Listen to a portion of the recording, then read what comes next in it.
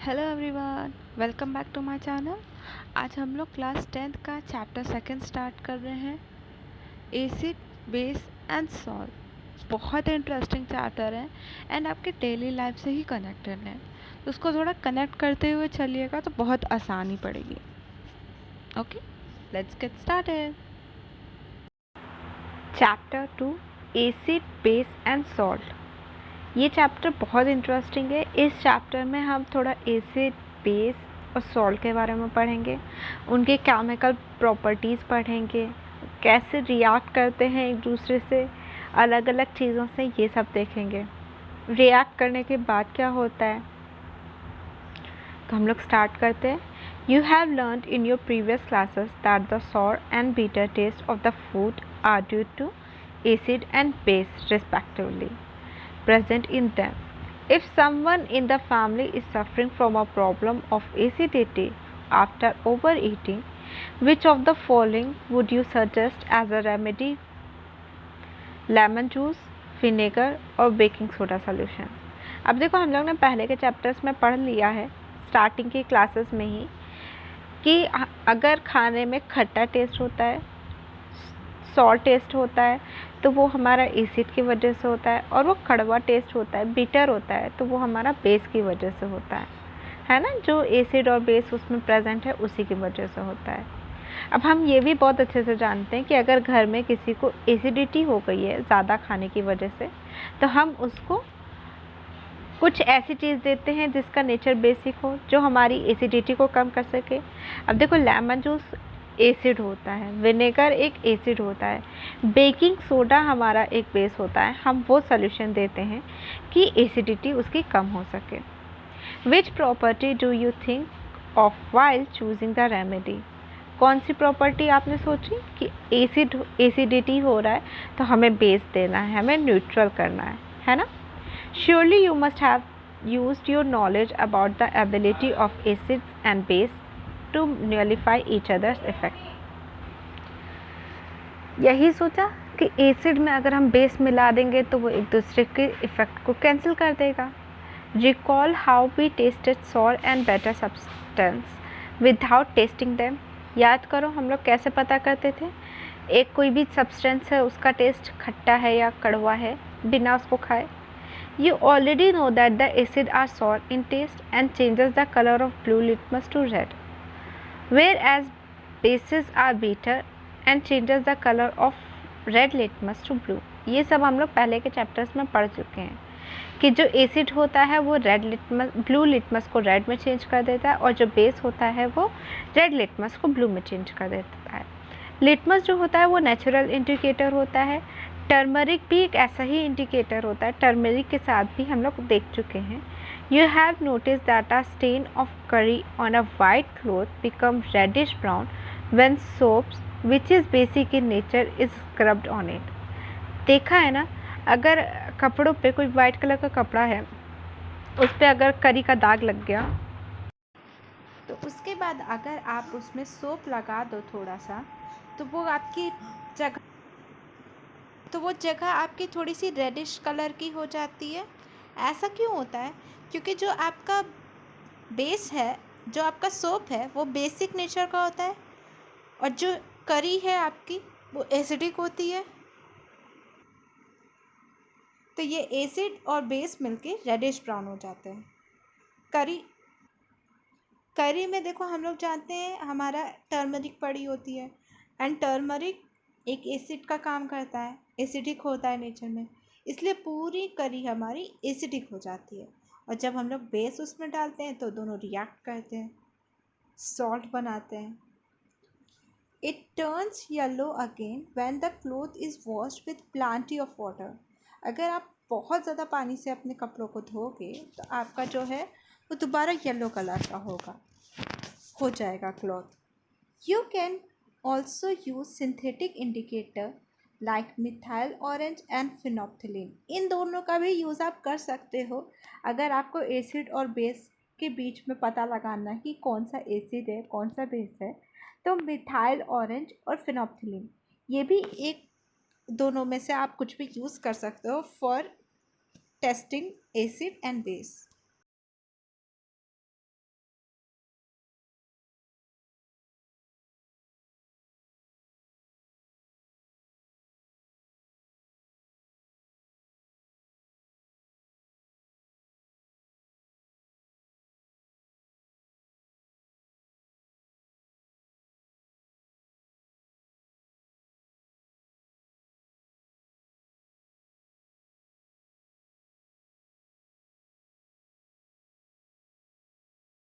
उससे बनाया जाता है लिटमस पेपर, जिससे फिर हम लोग पता करते हैं कि कौन सा एसिड है कौन सा बेस है।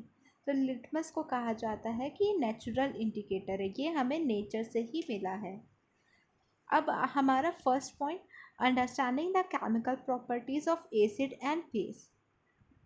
First, acid and base in laboratory. अब देखो 2.1 एक्टिविटी हमारी कहती है कि आप साइंस लेबोरेटरी से कुछ सॉल्यूशंस इकट्ठे कर लीजिए, जैसे HCl, sulphuric acid, H2SO4, nitric acid, HNO3, acetic acid, CH3COOH, sodium hydroxide NaOH, calcium hydroxide CaOH whole twice, potassium hydroxide KOH, magnesium hydroxide MgOH whole twice and ammonium hydroxide NH4OH। अब इनको आपने अलग अलग उसमें रख दिया है वॉच क्लास में। अब इसमें देखो, इसमें टेबल हमें 2.1 दी है, इसमें इन्होंने सारी चीज़ें लिख रखी है कि रेड लिटमस सोल्यूशन डालना है, ब्लू लिटमस सोल्यूशन डालना है, और सब चीज़ें दी हैं। तो जब आप थोड़ा थोड़ा वो डालोगे तो कैसा चेंज आता है कलर में, कलर क्या हो जाता है और क्या ऑब्जर्व करते हो, वो उस इस टेबल में आपको भरना है। ये जो इंडिकेटर्स दिए गए हमें, रेड लिटमस, ब्लू लिटमस, ये सारे क्या काम कर रहे हैं, ये सारे हमें पता कर रहे हैं कि कौन सा एसिड है कौन सा बेसिक है। कैसे, वो भी कलर ही बदल जा रहा है उनका। कुछ ऐसे भी सब्सटेंस होते हैं, कुछ ऐसी भी चीज़ें होती हैं जो अपनी स्मेल बदल देती हैं अगर वो एसिड और बेस में आते हैं, तो उनको बोला जाता है ऑल फैक्टर इंडिकेटर। ये जो रेड लिटमस, ब्लू लिटमस, ये सब है, ये सब कलर चेंज कर रहे हैं अपना, इनका कलर बदल जाता है तो हमें पता चलता है ये एसिड है या ये बेस है। और कुछ की स्मेल बदल जाती है, उनको बोलते हैं ऑल फैक्टर इंडिकेटर। अब देखो एक्टिविटी 2.2 हमारी कहती है कि आपने एक प्लास्टिक के बैग में कुछ फ्रेशली चॉप्ड ऑनियन भर दिया, ठीक है, तुरंत तुरंत काटा और उसको रख लिया। उसके अंदर कुछ पतली पतली क्लीन क्लॉथ की पट्टी भी रख दी। अब बैग को टाइटली पैक करके पूरी रात के लिए फ्रिज में रख के छोड़ दीजिए। अब जो ये कपड़ा आपने साथ में ओनियन के साथ रखा था, इसको आप यूज़ कर सकते हो, इसमें पूरी ओनियन की स्मेल भर गई होगी। अब आप इस कपड़े को यूज़ कर सकते हो एसिड और बेस का पता लगाने के लिए। उसकी स्मेल से, वो जो कपड़े में स्मेल आ रही होगी उससे आप पता लगा सकते हो। अगर आप उसमें HCl सोल्यूशन डालो तो कैसी स्मेल आ रही है, NaOH सोल्यूशन डालो तो कैसी स्मेल आ रही है। उसके बाद कपड़े को धो दीजिए पानी से अच्छे से और फिर से उसकी स्मेल चेक करिए और अपनी ऑब्जर्वेशन को नोट करिए। यही सेम काम वनीला एसेंस और क्लोव ऑयल भी करता है, वो अपनी ऑर्डर बदल देता है। Take some dilute HCl solution in test tube and dilute NaOH solution in another. Add a few drop of dilute vanilla essence, उसमें थोड़ा सा vanilla essence डालिए और बहुत अच्छे से मिक्स कर दीजिए और उसकी स्मेल करके देखिए तो उसकी स्मेल चेंज हो गई होगी। यही काम आप क्लोव ऑयल के साथ भी कर सकते हैं। अच्छा, अब ये देखिए, जो क्लॉथ था, ओनियन था, जो ओनियन के साथ हमने कपड़ा रखा था, या वनीला एसेंस है या क्लॉव है, इनकी स्मेल बदल रही है तो हम बता पा रहे हैं कि ये एसिड है या ये बेस है, इसीलिए इनको ऑल फैक्टर इंडिकेटर कहा जाता है। How do acid and base react with metal. अब एसिड और बेस जो हैं वो मेटल्स के साथ कैसे रिएक्ट करेंगे। एक्टिविटी 2.3 ये कहती है जैसे अपरेटस लगाया गया फिगर में वैसे ही अपरेटस लगा लीजिए। फिर आप टेस्ट ट्यूब में dilute sulphuric acid 5 ml dilute sulphuric acid ले लीजिए। अब इसमें छोटे छोटे जिंक के टुकड़े डाल दीजिए। आपको कुछ ऑब्ज़र्व होगा, क्या ऑब्ज़र्व हुआ वो नोटिस करिए, और जो गैस निकल रही है उसको एक किसी सोपी सोल्यूशन में गुजारिए।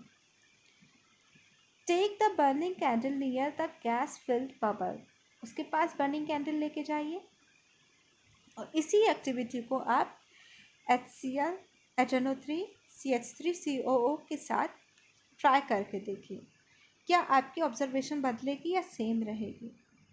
तो हमने ये नोटिस किया जब ये गैस निकल रही थी और वो कैंडल के पास हम उसको लेके गए तो वो पॉप पॉप साउंड के साथ फूट रहा था गैस बबल्स। ऐसा क्यों होता है? ये pop pop sound hydrogen atoms की वजह से होता है, हाइड्रोजन गैस की वजह से होता है। अगर ये कहीं पे भी पॉप पॉप साउंड हो रहा है मतलब वहाँ हाइड्रोजन गैस निकल रही है। Note that the metal in the above reaction displays hydrogen atom from the acid as hydrogen gas. Hydrogen ions को हटा देगा सोल्यूशन में से और हाइड्रोजन गैस बना देगा और खुद बन जाएगा कंपाउंड। ऐसा कुछ रिएक्शन होता है, acid plus metal gives salt plus hydrogen gas. अब देखो एक्टिविटी 2.4 हमें कहती है place few pieces of zinc granules metal in a test tube. आपने जिंक के छोटे छोटे टुकड़े ले लिए, उसमें सोडियम हाइड्रोक्साइड सॉल्यूशन डाल दिया और उसको वार्म किया। अब इसी एक्टिविटी को repeat the rest of the step as in activity 2.3 and record your observation. अब देखिए यहाँ पे हमने Zn लिया और सोडियम हाइड्रोक्साइड सॉल्यूशन लिया, कुछ रिएक्शन इनको बीच में हुई होगी। तो देखिए क्या रिएक्शन हुई, 2NaOH plus Zn gives Na2ZnO2 plus H2। Hydrogen gas निकल रही है यहाँ पे भी और जबकि हमने मेटल को रिएक्ट किया है एक बेस के साथ, तब भी हमारी हाइड्रोजन गैस निकल रही है, H2 निकल रहा है। तो ये सब सारे रिएक्शंस में होता है। अगर हम एसिड या बेस में से कुछ भी ले लें, उसको मेटल के साथ रिएक्ट कराएंगे तो एक तो हमें मिलेगा सॉल्ट और दूसरा मिलेगा hydrogen gas. How do metal carbonate and metal hydrogen carbonate react with acid। अब हम लोग इसमें ये देखेंगे कि मेटल कार्बोनेट है या मेटल हाइड्रोजन कार्बोनेट है, वो एसिड के साथ कैसे रिएक्ट करेगा। एक्टिविटी 2.5 देखो क्या कहती है, दो टेस्ट ट्यूब लो, एक पे ए लिख दो, एक पे बी लिख दो। अब टेस्ट ट्यूब ए में आप 0.5 ग्राम सोडियम कार्बोनेट डाल दो और बी में सोडियम हाइड्रोजन कार्बोनेट डाल दो। एक में आपने मेटल कार्बोनेट डाल दिया सोडियम कार्बोनेट और दूसरे में आपने मेटल हाइड्रोजन कार्बोनेट डाल दिया सोडियम हाइड्रोजन कार्बोनेट, ठीक है। फिर दोनों टेस्ट ट्यूब में आप 2 ml डाइल्यूट HCl ऐड करो और ऑब्जर्व करो कि क्या होता है। उसमें जो उसकी गैस निकल रही है उसको भी लाइम वाटर में पास करके देखो और अपना ऑब्जर्वेशन रिकॉर्ड करो। ये पूरा बोला है हमारा एक्टिविटी 2.5 में। The reaction occurring in the above activity are given as test tube a Na2CO3 plus 2 HCl gives NaCl plus H2O plus CO2 और टेस्ट ट्यूब बी में क्या बनेगा, NaHCO3 plus HCl gives NaCl plus H2O plus CO2। देखो दोनों में हमारा product same ही बन रहा है, NaCl और H2O और CO2 यही बन रहा है। कार्बन डाइऑक्साइड गैस बन रही है हमारी जो निकलेगी, और इसने लास्ट स्टेप में बोला था ना हमसे कि उसको लाइम वाटर में आप पास करके देखो। जब हम CaOH होल ट्वाइस में लाइम वाटर में CO2 गैस पास करेंगे तो वो बन जाएगा CaCO3 और H2O यानी वाटर। जब हम एक्सेस अमाउंट में CO2 पास करते चले जाएंगे इसी लाइम वाटर में, तो क्या होगा, CO3 तो पहले ही बन गया, H2O भी उसी में बना हुआ है। अब हम अभी भी CO2 पास कर रहे हैं तो ये बन जाता है CaHCO3 होल ट्वाइस, जो कि पानी में सॉल्युबल होता है। ये जो CaCO3 होता है ये पानी में सॉल्युबल नहीं होता है, ये वाइट प्रेसिपिटेट के फॉर्म में नीचे ही इकट्ठा रहता है, अलग से दिखता रहता है। बट फिर से हमने CO2 गैस पास करते जा रहे हैं तो अब ये जो बनता है ये हमारा पानी में सॉल्युबल होता है।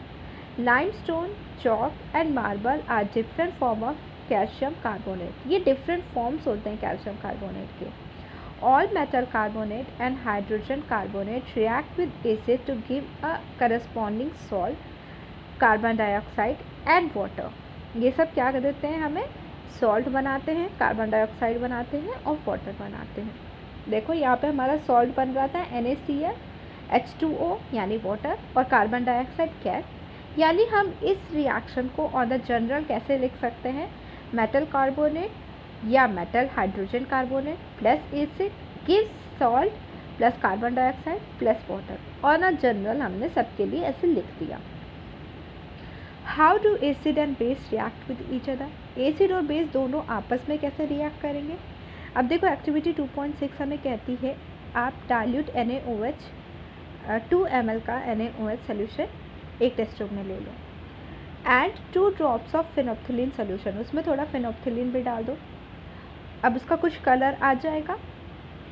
Add dilute HCl solution to the given solution drop by drop HCl solution उसमें डालते चले जाओ। अब क्या जो फिनोप्थिलीन का कलर है उसमें कुछ चेंजेस आए, क्या फिनोप्थिलीन का कलर में कुछ चेंज आया जब हमने एसिड उसमें ऐड किया। अब इसमें फिर से आप NaOH सोल्यूशन के कुछ ड्रॉप्स ऐड करो, क्या ये जो पिंक कलर फिनोप्थिलीन का था जो एसिड डालने से हमारा गायब हो गया था, क्या वो फिर से आ गया। यही सब आपको ऑब्जर्वेशन अपनी नोट करनी है। ये जो एक्टिविटी हमने की इसमें एसिड और बेस का इफ़ेक्ट हमने देखा कि एक दूसरे के इफ़ेक्ट को ये कैंसिल आउट कर रहा है। मतलब जब हमारे पास बेस था उसमें हमने एसिड डाला तो वो बेस के इफ़ेक्ट को कैंसिल कर दिया, और जब हमारा पूरा सोल्यूशन एसिडिक हो गया और हमने बेस डाला NaOH डाला फिर से, तो उसने एसिड के सोल्यूशन के इफ़ेक्ट को कैंसिल कर दिया। तो इसमें देखो कुछ इस टाइप की रिएक्शन होती है, NaOH plus HCl gives NaCl plus H2O। The reaction between an acid and a base to give salt and water is called neutralisation reaction. इसी को न्यूट्रलाइजेशन रिएक्शन कहते हैं, जिसमें हमारा एक एसिड और एक बेस मिलके सॉल्ट और पानी दे दें। In general neutralisation reaction can be written as base plus acid give salt plus water. Next है हमारा reaction with metallic oxide with acid. Acid के साथ हम लोग मेटालिक ऑक्साइड को रिएक्ट कर रहे हैं, तब हमारा क्या होगा। एक्टिविटी 2.7 हमें ये कह रहा है कि आप थोड़े से अमाउंट में कॉपर ऑक्साइड एक बीकर में ले लो, उसमें डाइल्यूट HCl ऐड करो प्रॉपरली हिलाते हिलाते।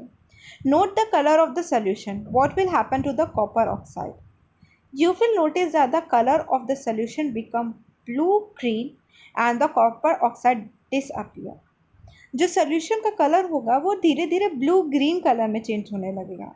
अब ये ब्लू ग्रीन कलर क्यों बनता है, तो ये हमारा बनता है क्योंकि हमने कॉपर ऑक्साइड था ना उसमें HCl डाला था, तो हमारा क्या बन जाता है, कॉपर क्लोराइड बनने लगता है रिएक्शन में। ठीक है, इसलिए हमारा इसका कलर ब्लू ग्रीन कलर में चेंज होने लगता है। ऑन द होल हम लोग जनरल फॉर्म में इसको कैसे लिख सकते हैं, metal oxide plus acid give salt plus water. Now read and balance the equation for the above reaction. Since metallic oxide react with acid to give salt and water, similar to the reaction of base with acid, metallic oxide are said to be basic oxide। अब देखो ये जो metallic oxide है ये acid के साथ react करता है तो सॉल्ट और वाटर देता है। सेम वे में जब बेस के साथ रिएक्ट करता है एसिड तो मेटालिक ऑक्साइड देता है। इसी मेटालिक ऑक्साइड को हम लोग बेसिक ऑक्साइड्स भी कहते हैं। ठीक है, मेटालिक ऑक्साइड मतलब बेसिक ऑक्साइड्स। अगला टॉपिक है हमारा reaction on of an non metallic oxides with base. अब हम नॉन मेटालिक ऑक्साइड का रिएक्शन देखेंगे बेस के साथ। You see the reaction between carbon dioxide and calcium hydroxide in activity 2.5। Calcium hydroxide, which is a base, react with carbon dioxide to produce a salt and water। जब calcium hydroxide जो base है वो carbon dioxide के साथ react किया तो हमें क्या मिला, एक सॉल्ट मिला और एक वाटर मिला। Since this is familiar to the reaction between a base and an acid, we can conclude that the non-metallic oxide are acidic in nature। Acidic होता है नेचर में, नॉन मेटालिक ऑक्साइड एसिडिक होता है nature में। ठीक है।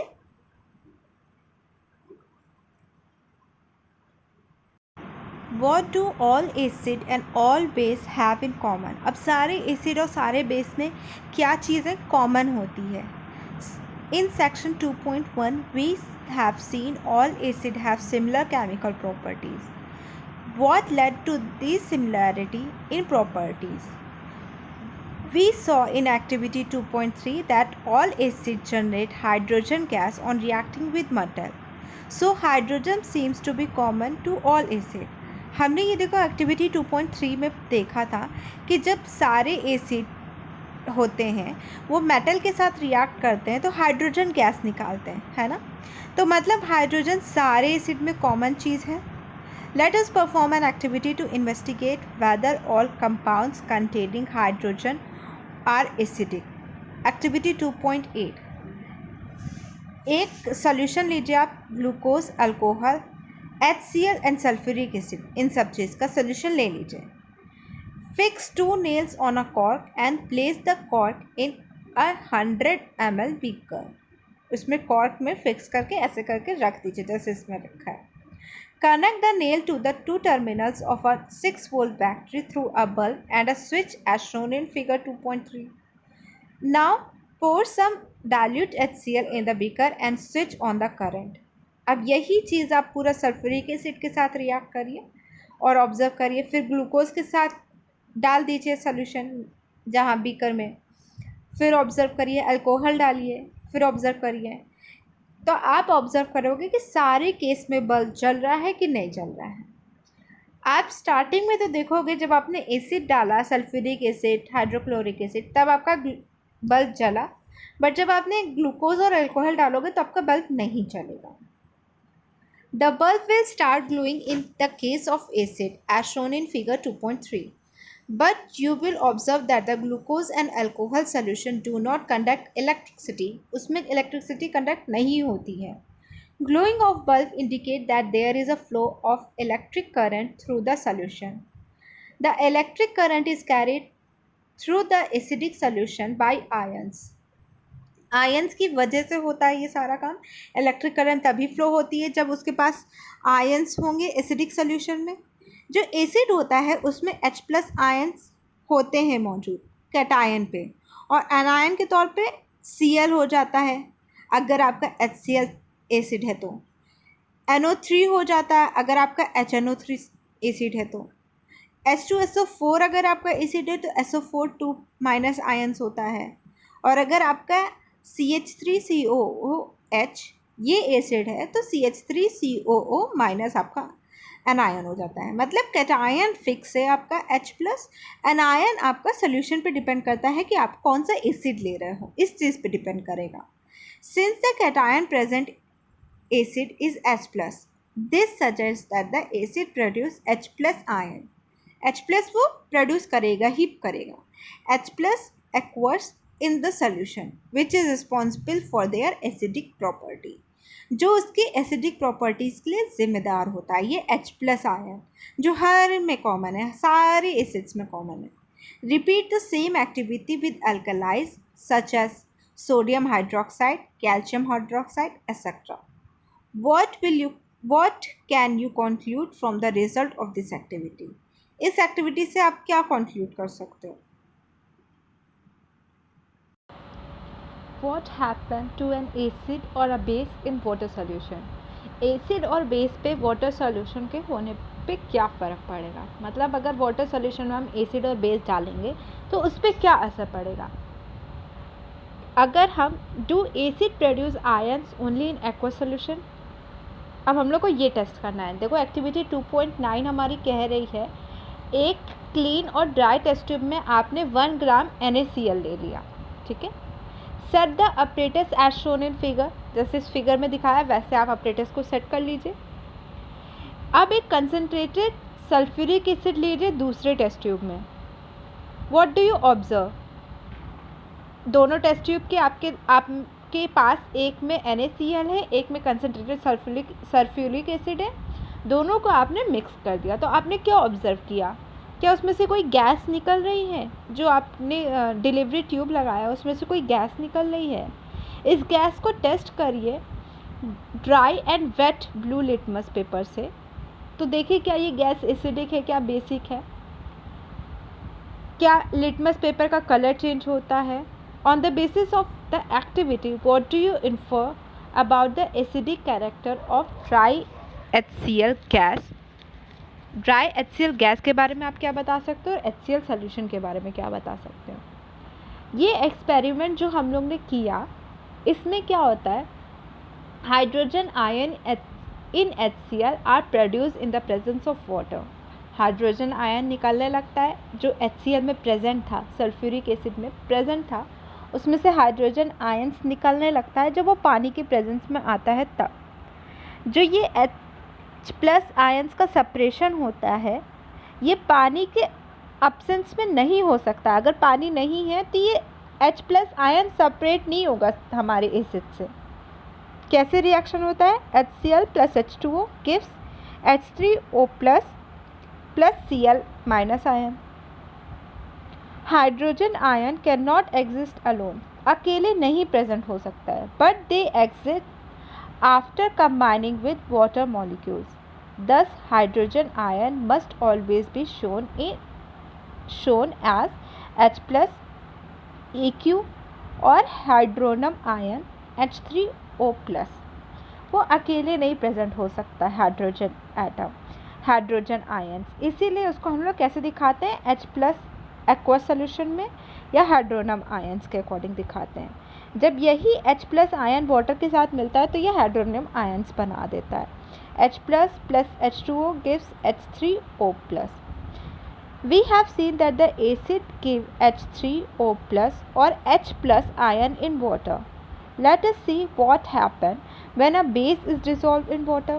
अब हमने एसिड का देख लिया कि क्या होता है, बेस को जब हम डिसॉल्व करें पानी में तब क्या होता है, NaOH gives Na+ and OH-, KOH gives K+ and OH- ion, MgOH whole twice gives Mg2+ and 2OH-।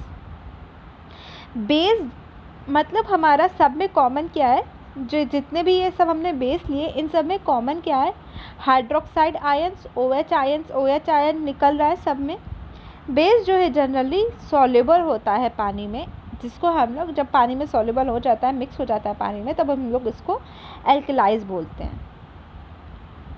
Now as we have identified that all acids generate H+ and all base generate OH-, we can view the neutralization reaction as follow।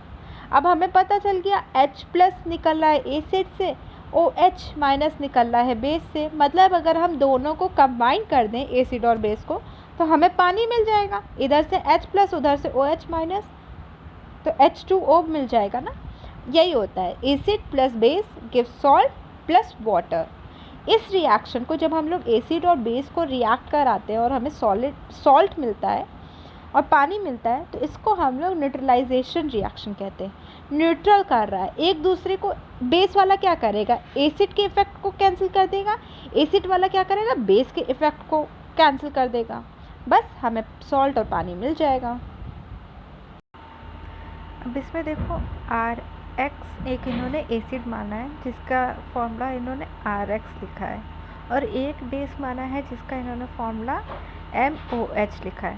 सारे base ऐसे ही है ना, देखो यहाँ KOH है, MgOH whole twice है, सारे base ऐसे ही रहते हैं MOH। तो ये हमें क्या दे रहा है, MX + HOH यानी H2O मिल जाएगा। तो एक तरीके से हम ये भी बोल सकते हैं H+ + OH- gives H2O। यानी हम ये कह सकते हैं कि पानी भी इन्वॉल्व होता है जब हम एसिड और बेस को मिक्स करते हैं। एक्टिविटी 2.10 ये कहती है कि आप एक बीकर में 10 ml वाटर ले लो, उसमें फ्यू ड्रॉप्स कंसनट्रेटेड H2SO4 की डाल दो और थोड़ा सा बीकर को हिला दो धीरे धीरे, और धीरे से उसका बेस टच करने की कोशिश करो बीकर का। तो क्या आपको कोई टेम्परेचर का फ़र्क समझ में आया। अब ये क्या एक्सोथर्मिक प्रोसेस है या एंडोथर्मिक प्रोसेस है। अब यही सेम प्रोसेस आप सोडियम हाइड्रोक्साइड के साथ भी करके देखो और टेम्परेचर नोट करो। The process of dissolving an acid और a base in water is highly exothermic one. बहुत ज़्यादा एक्सोथर्मिक होता है, मतलब इसमें से बहुत ज़्यादा हीट निकलती है। जब हम लोग कंसनट्रेटेड नाइट्रिक एसिड या सल्फ्यूरिक एसिड को पानी के साथ मिक्स करते हैं तो बहुत केयरफुल रहना पड़ता है क्योंकि बहुत हीट निकलती है। इसीलिए एसिड को बहुत धीरे धीरे पानी में मिलाया जाता है, वो भी कॉन्टिन्यूसली स्टेयरिंग के साथ, बराबर मिलाने के साथ ही धीरे धीरे हम लोग एसिड को पानी में मिलाते हैं।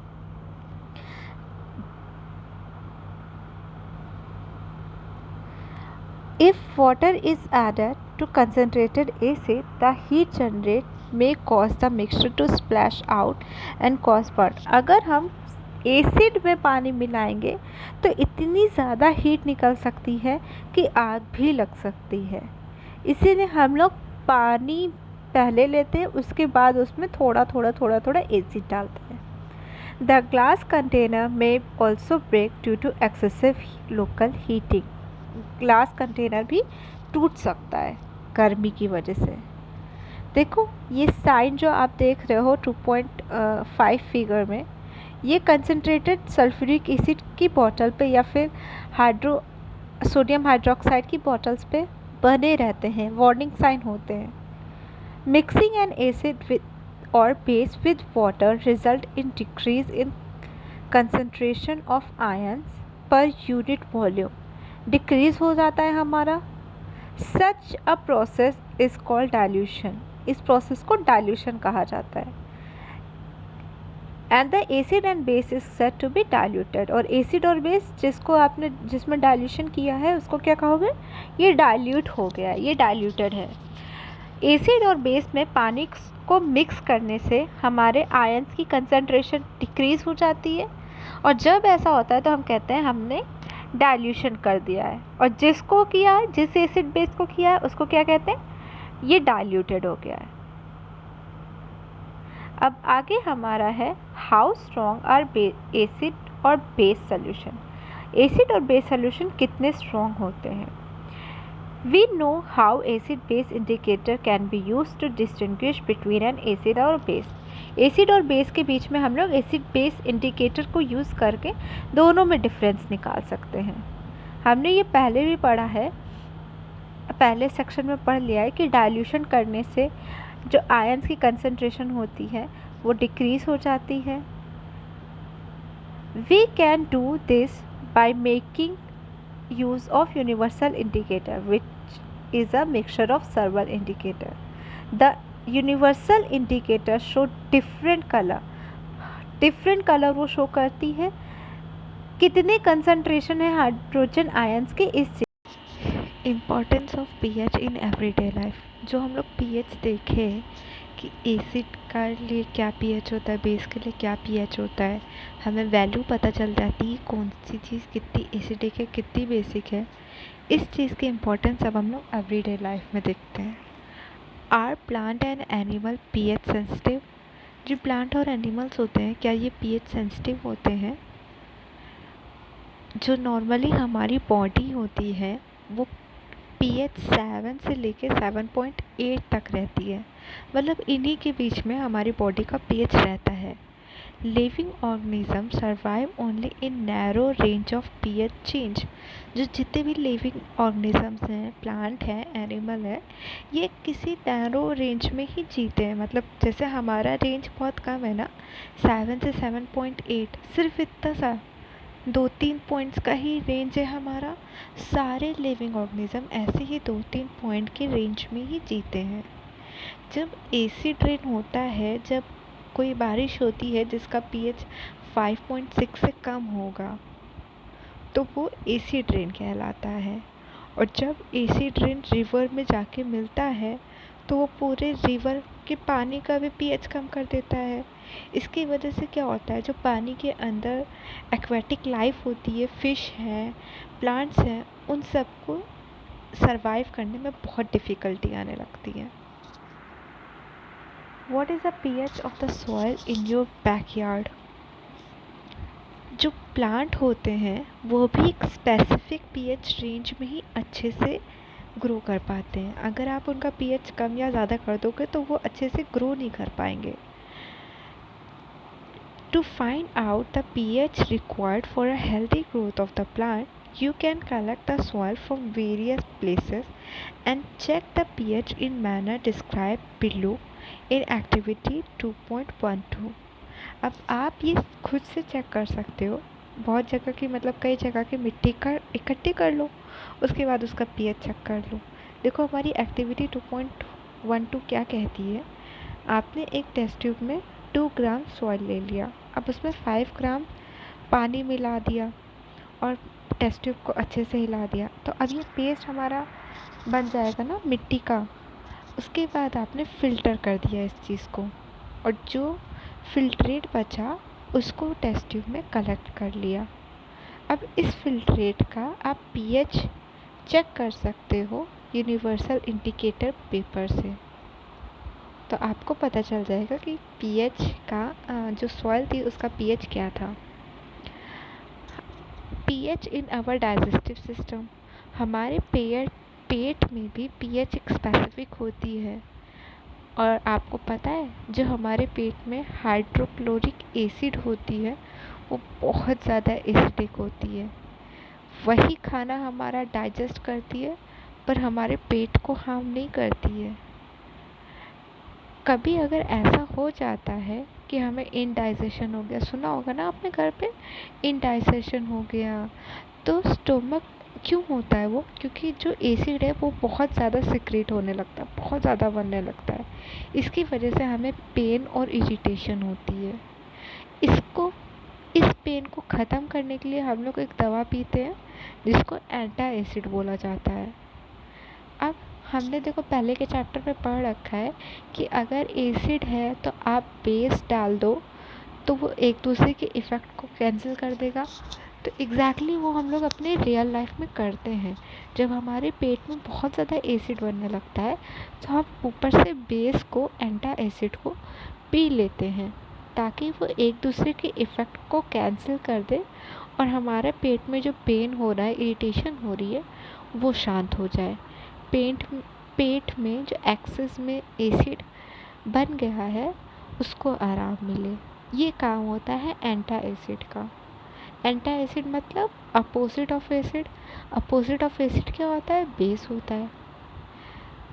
मैग्नीशियम हाइड्रोक्साइड, जिसको मिल्क ऑफ मैग्नीशिया कहते हैं, इसको हम लोग यूज़ करते हैं एज अ बेस अपने पेट की एसिड को शांत करने के लिए। Next, pH change as a cause of tooth decay. कभी कभी हमारे टूथ डिके हो जाता है, उससे हमारे पूरे मुंह का पीएच 5.5 से कम होने लगता है। Tooth enamel made up of calcium hydroxyapatite is the hardest substance in the body. सबसे ज़्यादा हार्डेस्ट सब्सटेंस होता है, बट कभी कभी देखो उस पर भी कीड़े लग जाते हैं ना, तब ख़राब हो जाता है। It does not dissolve in water, वो पानी में कभी डिज़ोल्व नहीं होता है। बट कभी हमारे मुंह का जब पीएच 5.5 से कम हो जाता है तब वो ख़राब होने लगता है, तब वो कोरोड होने लगता है, ख़राब होने लगता है। जो हमारे मुंह में बैक्टीरिया प्रेजेंट होते हैं वो एसिड प्रोड्यूस करने लग जाते हैं। वो भी क्यों? क्योंकि वो खुद चीनी खा रहे होते हैं ना, या जो खाना हमारे मुंह में बच गया है वो खा रहे होते हैं, इसलिए वो एसिड प्रोड्यूस करते हैं। वो एसिड हमारे दांतों को नुकसान करता है। The best way to clean this to prevent this is to clean the mouth with after eating it. इसीलिए कहा जाता है ना, अच्छे से ब्रश करके सोना चाहिए। मुंह में कुछ खाए हो, मीठा खाए हो, तो उसके बाद अच्छे से कुल्ला करके सोना चाहिए। Using toothpaste which is generally basic for cleaning the teeth can neutralize the excess acid and prevent tooth decay। अब आप जो टूथपेस्ट है उसको भी यूज़ कर सकते हो और जो एक्सेस में आपका एसिड मुंह में आ गया है उसको भगा के अपने दांतों को बचा सकते हो। Self defence by animal and plant through chemical warfare. Have you ever being stung by a honey bee. कभी मधुमक्खी ने काटा है? तो मधुमक्खी जब भी काटती है तो वो अपने काटने वाली जगह पे एक एसिड छोड़ देती है, जिसकी वजह से हमें पेन या इरिटेशन होती है। अगर हम उस पर कोई हल्का सा बेस लगा दें, जैसे बेकिंग सोडा लगा दें जहाँ पे उसने काटा है, तो वो हमें रिलीफ देगा, क्योंकि एसिड के ऊपर तो बेस ही लगाया जाता है, वही एक दूसरे के इफ़ेक्ट को कैंसिल कर सकते हैं। Stinging hair of needle leaves insect methanoic acid causing burning pain. अब जो ये काटी है, डंक मारी है बीज ने, इसकी वजह से हमारे बॉडी में क्या आ गया है? मिथोइक एसिड आ गया है, जिसकी वजह से हमें पेन फील होता है। अब यहाँ पे देखो आप, कितने सारे एसिड के नाम लिखे हैं और उनके सोर्स लिखे हैं। जैसे विनेगर है तो उसमें कौन सा एसिड होता है? Acetic acid. ऑरेंज है, सिट्रिक एसिड। टर्माइट है, उसमें टार्ट्रिक एसिड। टमाटो है, ऑक्सैलिक एसिड। सौर खट्टी दही, उसमें लैक्टिक एसिड। लेमन में सिट्रिक एसिड। एंट स्टिंग में मिथनोइक एसिड। निटल स्टिंग में मिथनोइक एसिड। ये सब एसिड हमारे नेचुरली प्रेजेंट होते हैं, हमें इन्वायरमेंट से ही मिल जाते हैं। More about salt. अब हम लोग थोड़ा सॉल्ट के बारे में और पढ़ लेते हैं। Family of salt, activity 2.13। Activity कह रही है कि ये जो कुछ सॉल्ट लिखे हैं नीचे, इनका आप केमिकल फॉर्मूला लिखिए। Potassium sulphate, sodium sulphate, calcium sulphate, magnesium sulphate, copper sulphate, sodium chloride, sodium nitrate, sodium carbonate and ammonium chloride. इन सब का फॉर्मूला लिखिए। अब इसमें से आप एसिड और बेस को अलग अलग करिए कि आपको एसिड कौन सा मिल रहा है, कौन सा बेस मिल रहा है। Salt having the same positive and negative radical are said to belong to a family. अब जैसे कुछ चीज़ें देखो, आपने देखा होगा सोडियम सल्फेट, सोडियम या सोडियम क्लोराइड, ये सारे दोनों में सोडियम सोडियम है, दोनों सोडियम, एक सल्फेट एक क्लोराइड है, तो दोनों सॉल्ट सोडियम सॉल्ट से बिलोंग करेंगे। या NaCl एंड KCl, ये क्लोराइड सल्फेट सॉल्ट से बिलोंग करेगा। तो ये सारी इनकी फैमिलीज़ हो जाती हैं, जिसमें एक टाइप के आयंस पॉजिटिव चाहे नेगेटिव, एक टाइप के आयंस होंगे तो आप उसकी फैमिली बोल सकते हो कि ये इसकी फैमिली है। दोनों सल्फेट फैमिली से बिलोंग करती हैं, या दोनों क्लोराइड फैमिली से बिलोंग करते हैं, या दोनों सोडियम फैमिली से बिलोंग करते हैं। ऐसे करके आप बता सकते हो, ठीक है। नेक्स्ट है pH ऑफ सॉल्ट 2.14। एक्टिविटी हमारी कहती है कि कुछ सॉल्ट फॉर्मूले लिखिए। Sodium chloride, potassium nitrate, aluminium chloride, zinc sulphate, copper sulphate, sodium acetate, sodium carbonate and sodium hydrogen carbonate. इन सबको प्रॉपरली फॉर्मूले लिख के सॉल्ट कलेक्ट कर लीजिए। उसके बाद चेक करिए कि क्या ये पानी में घुलता है कि नहीं घुलता है। पानी में घुल के देख लीजिए। Check the action of this salt on litmus and find the pH using the pH paper. Which of the acid are acidic, basic और न्यूट्रल। अब आप देख सकते हो pH पेपर पे नाप के कि कौन सा एसिड है, कौन सा बेस है, कौन सा न्यूट्रल है। Salt of a strong acid and a strong base are neutral with pH value of 7। अगर कोई भी सॉल्ट बनाया गया है स्ट्रॉन्ग एसिड और स्ट्रॉन्ग बेस से मिला के, तो उसका pH वैल्यू 7 की तरफ होता है। और अगर आपने एक स्ट्रॉन्ग एसिड और वीक बेस ले लिया तो उसका pH 7 से कम होता है। और इसी का उल्टा, आपने स्ट्रॉन्ग बेस और वीक एसिड ले लिया तो वो बेसिक होगा और उसका pH वैल्यू 7 होगा। फिर से सुनिए, आप स्ट्रॉन्ग, आपको दो चीज़ चाहिए, एसिड और बेस। अगर आपने दोनों चीज़ स्ट्रॉन्ग ले ली तो दोनों एक दूसरे को कट कर देगा और आपका pH वैल्यू 7 आ जाएगा। अगर आपने एसिड स्ट्रॉन्ग ले लिया, बेस को वीक ले लिया, तो ऑन द होल क्या हो जाएगा, पूरी चीज़ हमारी एसिडिक हो जाएगी और उसकी पीएच वैल्यू 7 से कम हो जाएगी। अगर आपने एसिड वीक लिया और बेस को स्ट्रॉन्ग लिया तो आपका पूरा ऑन द होल क्या हो जाएगा, बेस हो जाएगा, बेसिक हो जाएगा नेचर, और पीएच वैल्यू 7 से ज़्यादा हो जाएगी। ठीक है। Chemical from common salts. By now you have learned that the salt formed by the combination of hydrochloric acid and sodium hydroxide solution is called sodium chloride.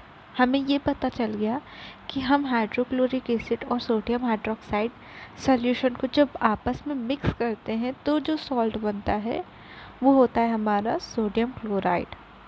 यही सॉल्ट हम अपने खाने में यूज़ करते हैं। Sea water contain many salt dissolve in it. जो आपने सुना होगा सी वाटर नमकीन होता है, तो क्या उसमें यही खाने वाला नमक मिला होता है? नहीं, उसमें बहुत सारे सॉल्ट मिले होते हैं, जिसमें से हम NaCl को सेपरेट करते हैं बाकी सारे सॉल्ट्स में। और ये जो डिपॉजिट होते हैं सॉलिड सॉल्ट्स का, ये बहुत जगह पाया जाता है वर्ल्ड में। इन्हीं large crystals These large crystals are often brown due to impurities. उसमें बहुत सारी impurities मिली होती है, तो इसलिए वो ब्राउन कलर्स की भी होती हैं, जिसको हम लोग रॉक सॉल्ट बोलते हैं। बेड ऑफ रॉक सॉल्ट्स ये किससे बने होते हैं, कब बनते हैं? When sea of Bargon ages dried up. जब पानी सूख जाता है इवेपोराइजेशन की वजह से, धूप की वजह से, गर्मी की वजह से, तो ये रॉक्स के बेड बन जाते हैं, रॉक सॉल्ट के बेड बन जाते हैं। Rock salt is mined like coals. जैसे कोल को माइन किया जाता है ना, निकाला जाता है, वैसे ही रॉक सॉल्ट को भी निकाला जाता है। अब आपने ये ज़रूर सुना होगा कि महात्मा गांधी जी ने दांडी मार्च किया था, तो उन्होंने क्या किया था, आपको ये बात पता है? सोडियम क्लोराइड ही सबसे इम्पोर्टेंट सिंबल था हमारे स्ट्रगल का, फ्रीडम की जो स्ट्रगल थी उसमें सबसे इम्पोर्टेंट कॉमन सॉल्ट यही खाने वाला नमक ही रहा है। दांडी मार्च में वो यही तो करते हैं, नमक के नियम को तोड़ते हैं, तो ये NaCl के नियम को ही तोड़ते हैं। Next, common salt a raw material for chemicals. जो कॉमन सॉल्ट होता है वो हमें कई सारे रॉ मटेरियल से मिलता है, जिसको हम जिसका बहुत ज़्यादा यूज़ होता है, जैसे sodium hydroxide, baking soda, washing soda, bleaching powder and many more. कई जगह हम लोग यूज़ करते हैं। Let us see how one substance is used for making all these different substance. अब हम लोग देखते हैं कि कैसे हमें सोडियम क्लोराइड से, नमक से कैसे ये सारी चीज़ें बनती हैं। तो पहला है सोडियम हाइड्रोक्साइड। जब हम लोग NaCl यानी सोडियम क्लोराइड का एक्वस सोल्यूशन बना लेते हैं, यानी पानी के साथ उसको मिक्स करके अच्छे से सोल्यूशन बना लेते हैं, इसको क्या बोला जाता है? ब्रीन भी बोला जाता है। ये जो एक्वस सोल्यूशन बनता है सोडियम क्लोराइड का, उसको ब्रीन भी बोला जाता है। इसमें इलेक्ट्रिसिटी को पास करते हैं। जब इलेक्ट्रिसिटी को पास कर देते हैं तो वो टूट के क्या बन जाता है? सोडियम हाइड्रोक्साइड बन जाता है। और इस प्रोसेस को क्या बोलते हैं? क्लोर एल्कली प्रोसेस। क्यों ऐसा क्यों बोलते हैं? क्योंकि जो प्रोडक्ट बनता है उसमें क्लोर होता है यानी क्लोरीन होता है, और अल्कली होता है यानी सोडियम हाइड्रोक्साइड होता है, इसलिए उसका नाम दे दिया जाता है क्लोर alkali process. Chlorine gas is given of at anode. Anode पे क्लोरीन गैस मिल जाती है और कैथोड पे हाइड्रोजन गैस मिल जाती है। और सोडियम हाइड्रोक्साइड वो सॉल्यूशन में ही बनता है कैथोड के पास। The three products produced in this process are all useful. सारे यूज़फुल है। देखो, क्लोरीन गैस भी हमारे लिए यूज़फुल है, हाइड्रोजन गैस भी यूज़फुल है, और सोडियम हाइड्रोक्साइड भी यूज़फुल है। नेक्स्ट है ब्लीचिंग पाउडर। हम ये जानते हैं कि ब्लीचिंग पाउडर कहाँ यूज़ होता है, ये तो सब जानते ही होंगे कि ब्लीचिंग पाउडर बहुत जगह यूज़ होता है। साफ़ सफाई में ब्लीचिंग पाउडर यूज़ किया जाता है। अब ये भी जानते होंगे कि chlorine is produce during electrolysis of aqueous sodium chloride. अभी हमने ऊपर पढ़ा कि क्लोरीन भी बनता है। यही क्लोरीन गैस को हम लोग ब्लीचिंग पाउडर बनाने में यूज़ करते हैं। Bleaching powder is produced by the action of chlorine on dry scaled line. जब क्लोरीन वाटर को, जो क्लोरीन गैस आपने बनाई, इसको ड्राई स्केल्ड लाइन के साथ रिएक्शन किया जाता है, तब हमें ब्लीचिंग पाउडर मिलता है। ब्लीचिंग पाउडर का फॉर्मूला क्या होता है? CaOCl2 ये होता है। देखो, जब हम CaOH होल ट्वाइस को Cl2 के साथ रिएक्ट कर रहे हैं तो क्या बन रहा है? CaOCl2 प्लस H2O यानी पानी। अब ब्लीचिंग पाउडर का यूज़ कहाँ है? Bleaching powder for bleaching cotton and linen in textile industry, कपड़ों के इंडस्ट्रीज़ में इसको यूज़ किया जाता है। For bleaching wood pulp in paper factory and for bleaching washed cloth in laundry. और कहाँ यूज़ किया जाता है? ऑक्सीडाइजिंग एजेंट की तरह इसको बहुत सारी केमिकल फैक्ट्रीज में यूज़ किया जाता है। और इनफैक्ट इसको पानी को भी साफ़ करने के लिए यूज़ किया जाता है कि पानी में सारे जर्म्स मर जाएं। नेक्स्ट है हमारा baking soda. The baking soda is commonly used in kitchen for making tasty crispy pakoris. पकौड़ी बनाने के लिए बेकिंग सोडा यूज़ किया जाता है। कभी कभी इसको इसलिए भी डाला जाता है कि जब हमारी कुकिंग जो है, हमारा खाना जल्दी बन जाए। इसका फॉर्मूला क्या होता है? Sodium hydrogen carbonate NaHCO3। इसमें भी हम लोग सोडियम क्लोराइड को ही यूज़ करते हैं, उसी को यूज़ करके आप ये बनाते हो, बेकिंग सोडा बनाते हो। देखो फॉर्मूला लिखा है NaCl plus H2O plus CO2 plus NH3 gives NH4Cl plus NaHCO3। अब अभी हमने बताया कि इसको खाना बनाने में बहुत ज़्यादा यूज़ किया जाता है। जब आप खाना बनाओगे तो आपकी खाने वाली चीज़ तो गर्म होती है ना, तो यानी बेकिंग सोडा हमारा पूरा गर्म हो रहा है। तो जब वो गर्म हो रहा है तो उसका कहाँ कैसे रिएक्शन होगा? NaHCO3 जब इसमें हीट पास होता है तो ये बन जाता है Na2CO3 plus H2O plus CO2। अब और भी जगह ये यूज़ होता है। यूजेस ऑफ बेकिंग सोडा, ये बेकिंग पाउडर की तरह यूज़ होता है, which is a mixture of baking soda and mild edible acid such as tartaric acid. When baking powder is heated or mixed in water, the following reaction take place. NaHCO3 plus H plus gives CO2 plus H2O plus sodium salt of acid। ये देखो, bread बनाने में, cake बनाने में, ये सारी चीज़ें जो सॉफ्ट और स्पॉन्जी चीज़ होती हैं उसमें अधिकतर बेकिंग सोडा ही यूज़ किया जाता है। वही हमारी कोई भी चीज़ को सॉफ्ट और स्पॉन्जी बनाता है। ये एंटा एसिड की भी तरह काम करता है। ये जो हमारे पेट में कभी एसिडिटी हो जाती है ना, तो उसमें अगर आप बेकिंग सोडा का यूज़ कर पाओ, खा पाओ, तो वो आपकी एसिडिटी को भी ठीक कर देगा और आपको रिलीफ भी देगा। फायर एक्सटिंग्विशर्स में भी इसको यूज़ किया जाता है। Washing soda, another chemical that can be obtained from sodium chloride is Na2CO3 dot 10H2O, जिसको वॉशिंग सोडा बोला जाता है। ये भी हमें सोडियम कार्बोनेट से ही मिलता है जब हम बेकिंग सोडा को हीट करते हैं और फिर recrystallisation of sodium carbonate giving washing soda. देखो, Na2CO3 plus 10H2O gives Na2CO3 dot 10H2O। अब इसके यूजेस भी हम लोग देख लेते हैं। तो ये ग्लास, सोप, पेपर इंडस्ट्रीज़ में यूज़ होता है। सोडियम कंपाउंड बनाने में ये हेल्प करता है। Sodium carbonate can be use as cleaning agent for domestic purpose and removing permanent hardness of the water.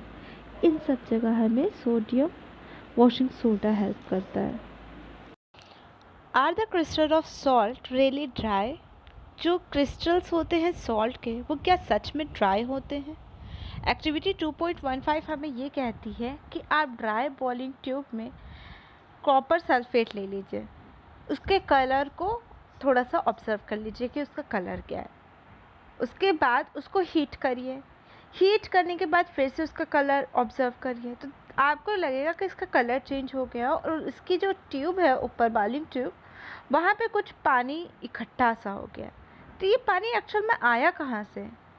तो होता क्या है, ये जो कॉपर सल्फेट होता है इसमें इसके फॉर्मूले में ही थोड़ा सा पानी मिक्स होता है, ये ड्राई नहीं होता है, बल्कि इस बोला जाता है कि इसमें वाटर ऑफ क्रिस्टलाइजेशन है, इसमें कुछ पानी अपने आप मिक्स है। नॉर्मल पानी में आप इसको मतलब नॉर्मल टाइम पे इसको रखेंगे नॉर्मल सरफेस में, तो इसमें थोड़ा सा पानी मिक्स रहेगा ही रहेगा। जब आप हीट करके इसका पानी निकाल देंगे तो इसका कलर बदल जाएगा, और आपने अगर इसमें फिर से थोड़ा सा पानी डाला या इसको मॉइस्चर मिला तो इसका वापस से वही दोबारा कलर आ जाएगा। कॉपर सल्फेट का कलर ब्लू होता है, जब आप हीट करोगे तो ये वाइट हो जाएगा, और फिर से आपने अगर इसमें पानी डाल दिया तो ये फिर से ब्लू हो जाएगा। अब इसका एक्चुअल फॉर्मूला क्या है? CuSO4.5H2O, यानी इसमें 5 मॉलिक्यूल्स H2O के मौजूद हैं।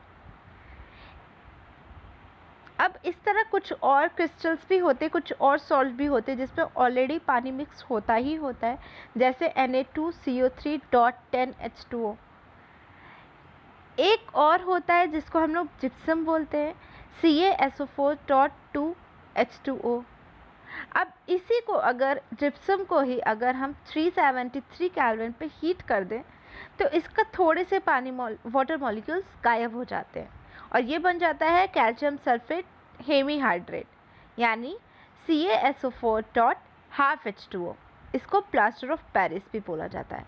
प्लास्टर ऑफ पेरिस हम लोग अपने घरों में बहुत ज़्यादा यूज़ करते हैं, टॉयज़ में यूज़ होता है एंड काफ़ी जगह यूज़ होता है, टाइल्स में भी यूज़ हो जाता है। एंड इसी प्लास्टर ऑफ पेरिस में जब हम लोग 1.5 वाटर मिक्स कर दें तो वो फिर से जिप्सम बन जाता है। एंड जिप्सम काफ़ी स्ट्रॉन्ग होता है। जो प्लास्टर होता है, जो डॉक्टर प्लास्टर चढ़ाता है जब हड्डी टूट जाती है तो उसमें भी जिप्सम यूज़ होता है। तो यहाँ पे ये चैप्टर हमारा ख़त्म होता है। आई होप आपको चैप्टर बहुत बढ़िया से समझ में आ गया होगा, एंड अगर आ गया है, आपको पसंद आ रही है मेरी वीडियोस, तो प्लीज़ इस वीडियो को शेयर करिए एंड उन तक पहुंचाइए जिनको इस वीडियोस की ज़रूरत है। थैंक्स फॉर वॉचिंग, एंड अगर आपको कोई भी डाउट हो तो प्लीज़ कमेंट सेक्शन में कमेंट ज़रूर करिएगा। Thank you.